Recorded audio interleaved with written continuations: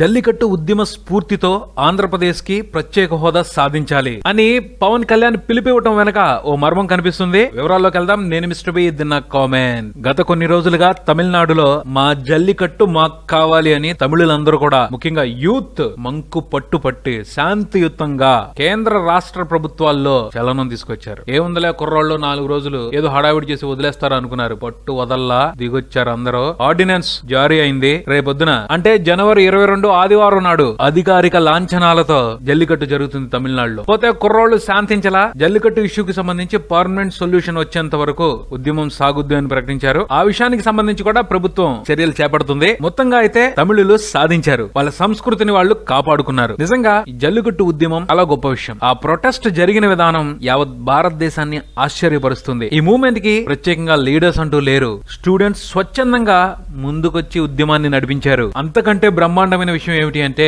చిన్నపాటి అల్లరి కూడా లేకుండా చాలా ప్రశాంతంగా ఉద్యమం నడిచింది. 5 రోజుల పాటు ఎటువంటి ఘర్షణలు, అనవసరమైన వివాదాలు ఏమీ లేవు. ఒకటే లక్ష్యంతో ప్రశాంతంగా వాళ్ళ అభిష్టాన్ని తెలియజేశారు. నిజంగా గాంధీ పుట్టిన దేశం ఇది అని ఎన్నాళ్ళకు గర్వం కలిగింది. అహింసతో, సహనంతో సాధించలేంది ఏదీ లేదు అని బాపూజీ చెప్పారు. అది మళ్ళీ ఈ రోజు రుజువైంది. హ్యాట్స్ ఆఫ్ తమిళ సోదరులారా. ఇప్పుడు అదే స్ఫూర్తి ఆంధ్రప్రదేశ్ కి ప్రత్యేక హోదా సాధించుకోవటంలో ఆంధ్రులు ప్రదర్శించాలి అని పవన్ కళ్యాణ్ పిలుపునిచ్చారు. ఇప్పుడు అర్థమవుతుంది పవన్ కళ్యాణ్ ఉధృతంగా ఉద్యమం ఆరంభించడానికి ఎందుకు వెనక ముందు ఆడుతున్నారు అని. ఆయన ఏపీకి ప్రత్యేక హోదా కోసం ఉద్యమం ఆరంభిస్తే తప్పక యువత ఆయన వెంట ఉంటది. కానీ ఉద్యమాన్ని నీరుగార్చడానికి కుట్రలు, కుతంత్రాలు ఉంటాయి. వాటి ఫలితంగా ఉద్వేగాలు, విధ్వంసాలు, అరాచకాలు జరగొచ్చు. వాటి మూలంగా ఉద్యమ స్ఫూర్తే దెబ్బతింటది. అందుకనే పవన్ ఆచి తూచి అడిగేస్తున్నారని అనుకోవచ్చు. ఆంధ్ర యువత కూడా తమిళనాడు విద్యార్థులు చూపెట్టిన స్ఫూర్తిని ప్రదర్శించగలిగితే